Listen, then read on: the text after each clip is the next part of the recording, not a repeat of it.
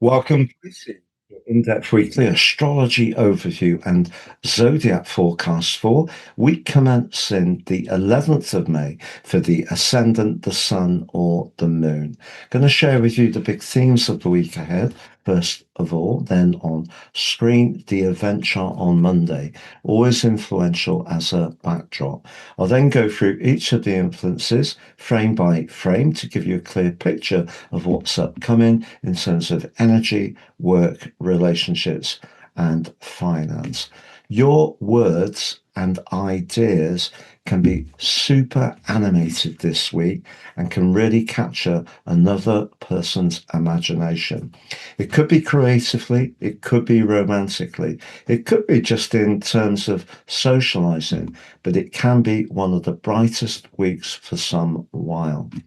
But also, as the week draws to a close, Mercury, the communicator, does move into the sign of Gemini and merges with Uranus there. But right at the start of this week, the moon in your sign is in a right angle to Uranus. I'm going to unpack all of this for you, Pisces.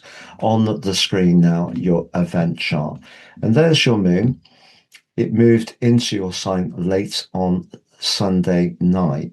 And you may have found, perhaps it was around the way things are at home, if your home is perhaps a little relaxed, like mine is, when it comes to things being neat and tidy or not. That could have been something that closed in a bit late on Sunday night.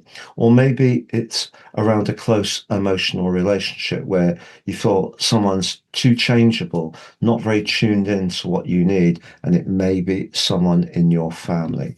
But fear not, as Monday goes on, you have one of astrology's most lovely influences. The sun in the chatty third house for you personally, but in the practical Taurus, forges a fabulous link to your traditional ruler of Jupiter.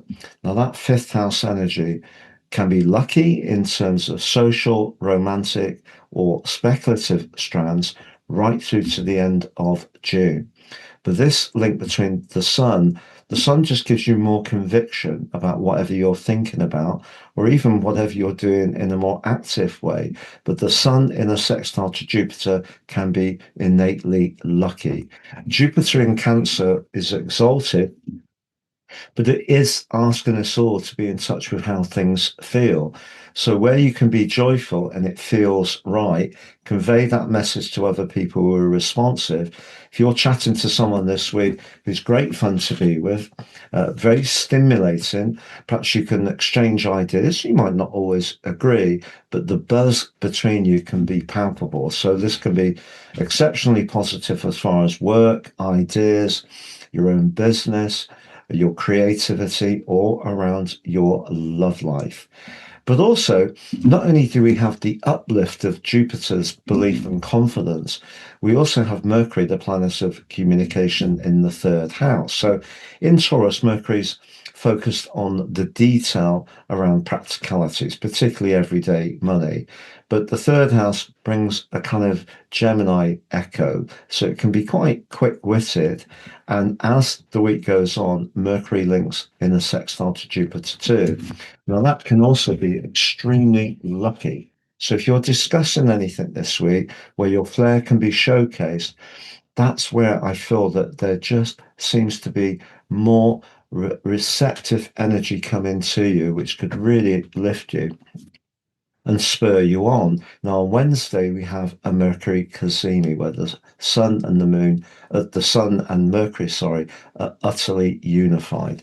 And the energy of the sun magnifies Mercury's brilliance. So your mind can be so nimble at the heart of this week, but also you can be focused on what you gain from that because Taurus energy wants to know what the tangible benefit is. But then on Saturday, we have the new moon. In the sign of Taurus, the moon is in exaltation. She loves being there because she has a sensual appreciation, but can still be vivacious and chatty but it is with a purpose. But Mercury's still in the mix, Jupiter too, a little bit wider, but it's a real feel-good week for you. But just as the week draws to a close, Mercury darts forward and lands on Jupiter. And do you recall at the start of this, I said that the moon square Uranus may have created a bit of an edgy moment?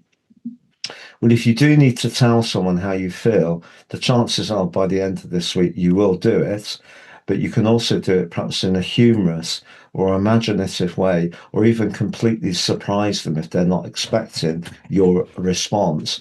But I think your words, your ideas, the energy behind them, and the practical benefit of them, all of that can land superbly well this week.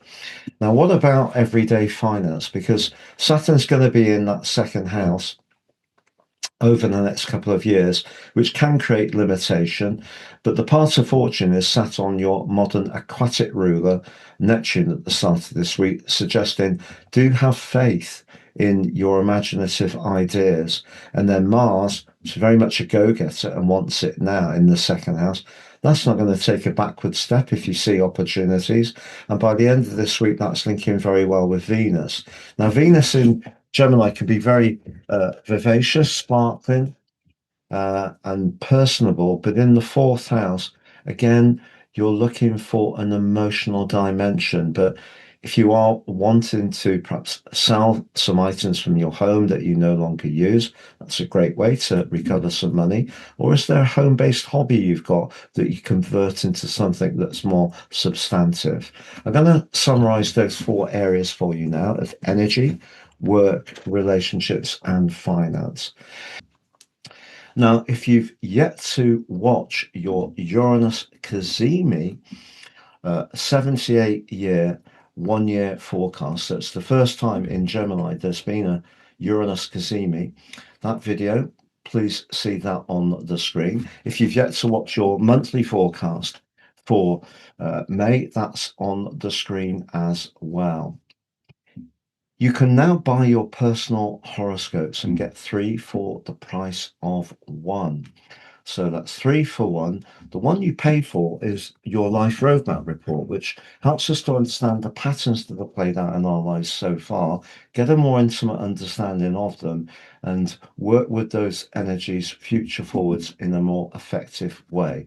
But free, you get your 12 months transits based on your unique birth data and also your draconic soul analysis, which has a different way of looking at astrology through the eyes of the North Node. So very much about fate. So that's 3 for the price of 1. I've been doing this full time for 30 years, been interested in astrology since I was 14, and I want to share the power of natal astrology with more people. So please see below for that. Now, if you've yet to sign up for your free daily horoscope fired to your device each morning, please do so now and get your early day cosmic pit stop. And if you'd like to work with me one-to-one, please see my testimonial below. But to summarize around those 4 areas.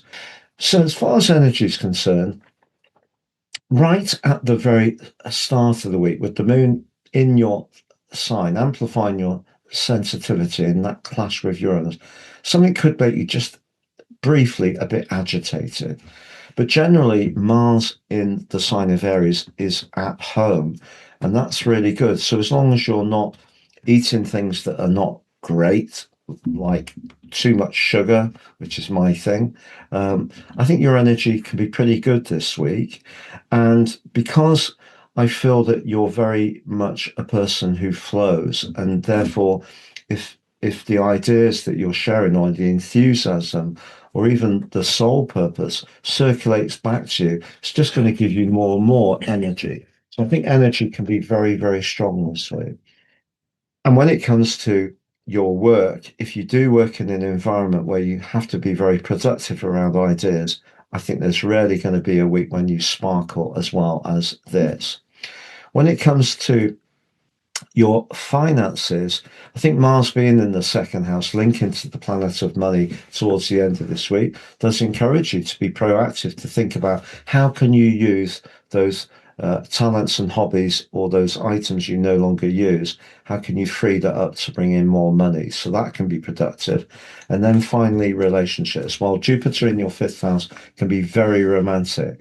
So if you have a connection this week where the conversation is just absolutely light, it just flows. That's a big insight into a signpost to the potential for happiness. Thank you so much for joining me, Pisces. Have a great week and look forward to seeing you again soon.